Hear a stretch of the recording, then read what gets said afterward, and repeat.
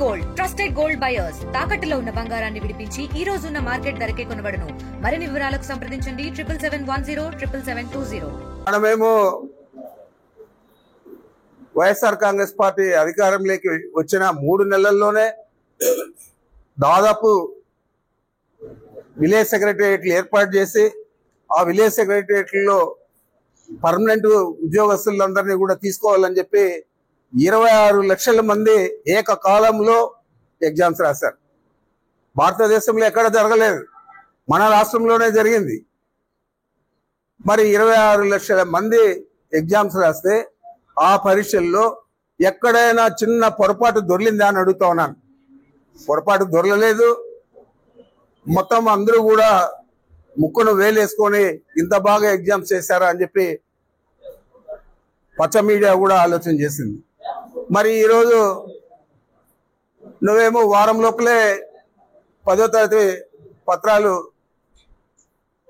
విద్యాశాఖ మంత్రిగా వారం రోజుల లోపలే మనం రిజల్ట్స్ అనౌన్స్ చేయాలని చెప్పి ఒత్తిడి తెచ్చి బాగా మార్కులు వచ్చిన వారు అన్నింటిలో కూడా 90% పైన ఒక అమ్మాయికి వస్తే మీ మీడియాలోనే కనపడాయి.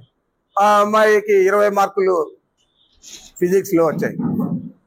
మరి చాలామంది రీటోటలింగ్కు రీవాల్యుయేషన్కు పెట్టుకుంటే 20 మార్కులు వచ్చిండే వాడికి రీవాల్యుయేషన్లో 90 మార్కులు వచ్చాయి. మరి ఇన్ని అవకతవకలు జరిగితే మీరు ఏం జవాబు చెప్తారు ఆ పిల్లలకు, ఆ పిల్లల తల్లిదండ్రులకు అని అడుగుతా ఉన్నాను. ఇంత అన్యాయంగా మంత్రిగాను వెలగబెడతా ఉంటే నిన్నెవరూ అడగలేదని ఈ విధంగా చేయడమా? మరి చాలా ఒత్తిడి చేసి రామారావు గారు ముఖ్యమంత్రిగా ఉన్నప్పుడు చంద్రబాబు నాయుడు చిన్న పొరపాటు తోలితే ముదుకృష్ణ నాయుడు దగ్గర ఆ రోజుల్లో రాజీనామా చేయించారు విద్యామంత్రిగా. ఈరోజు నీ కొడుకు దగ్గర ఎందుకు రాజీనామా చెప్పివని అడుగుతా ఉన్నాను.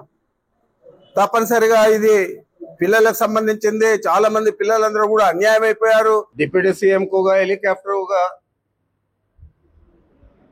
విమానం, లోకేష్ గారికి ఒక హెలికాప్టర్, ఒక విమానం, సీఎం గారికి ఒక హెలికాప్టర్, ఒక విమానం. మీరు ఏం చేస్తా ఉన్నారు ఈ విమానాలతో, హెలికాప్టర్లతో? అంటే సాయంత్రం హైదరాబాద్ పోవడం, పొద్దునే మళ్ళా విజయవాడకు రావడం. ఈ కార్యక్రమాలకంతా కూడా ఇంత విలాసవంతమైన జీవితాన్ని, ప్రజలకు అందించాల్సిన సంక్షేమ పథకాలన్నీ పక్కన పెట్టి మీరు ఈ విలాసవంతమైన జీవితాన్ని గడుపుతూ ఉన్నారంటే మీకు ఏ పార్టీ ఆలోచన ఉంది ప్రజలకు మంచి చేయాలని? ఏ పార్టీ ఆలోచన ఉంది మీరు చెప్పిన మాటలన్నీ నెరవేర్చాలని?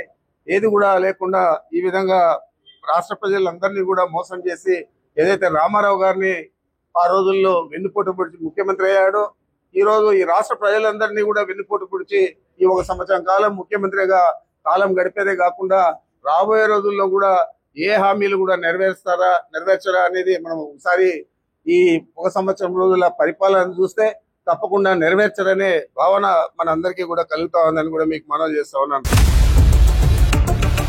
ఇండియా పాకిస్తాన్ తాజా అప్డేట్స్ కోసం డౌన్లోడ్ చేసుకోండి RTV లైవ్ యాప్.